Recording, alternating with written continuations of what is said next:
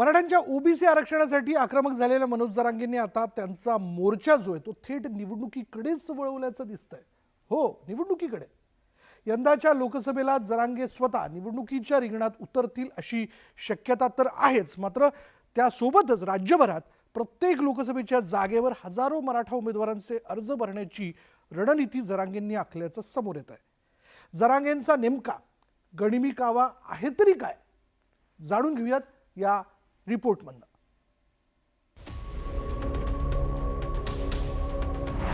मनोज जरांगे यांचा राजकीय गनिमी कावा. बदलणार लोकसभा निवडणुकीची हवा. प्रत्येक मतदारसंघात हजारो उमेदवार देणार. जरांगेंच्यामुळे निवडणूक बॅलेटवर होणार. सरकारनं मराठा आरक्षण दिल्यानंतरही ओबीसी प्रवर्गातूनच आरक्षण पाहिजे या हट्टापायी मनोज जरांगे आता थेट राजकीय लढाईसाठी सज्ज झाल्याचं दिसतंय. तसे स्पष्ट संकेत मनोज जरांगे यांनी दिलेत.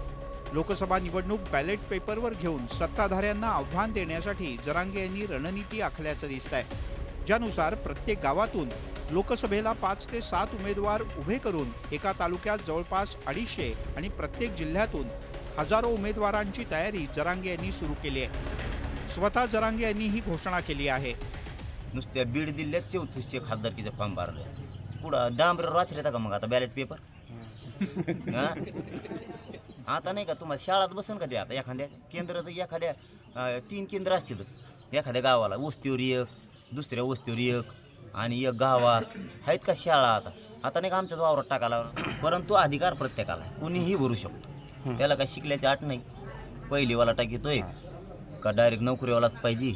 रानात अवथांनार सुद्धा टाकू शकतो. त्याला काय खासदार वाटत नाही का, त्याला काय मंत्री व्हावं वाटत नाही का, त्याला काय आमदार व्हावं वाटत नाही का काय. हजारो उमेदवार जर निवडणुकीच्या रिंगणात उतरले तर राज्यातील सर्वच राजकीय पक्षांना मोठी कसरत करावी लागू शकते. त्यामुळे निवडणूक आयोगाची सुद्धा डोकेदुखी वाढेल. जिथे आधी एका जागेवर 15 ते 16 उमेदवार दिसायचे तिथे 1000 उमेदवार दिसतील. निवडणूक आयोगाला तितकीच चिन्ह सुद्धा वाटावी लागतील. तितक्याच पटीत ईव्हीएम मशीनची संख्या सुद्धा वाढवावी लागेल. एका ईव्हीएम बॅलेटिंग युनिटवर 16 उमेदवार असू शकतात. त्याहून अधिक उमेदवार असल्यास 16च्या पटीनुसार मशीन वाढवावी लागतील.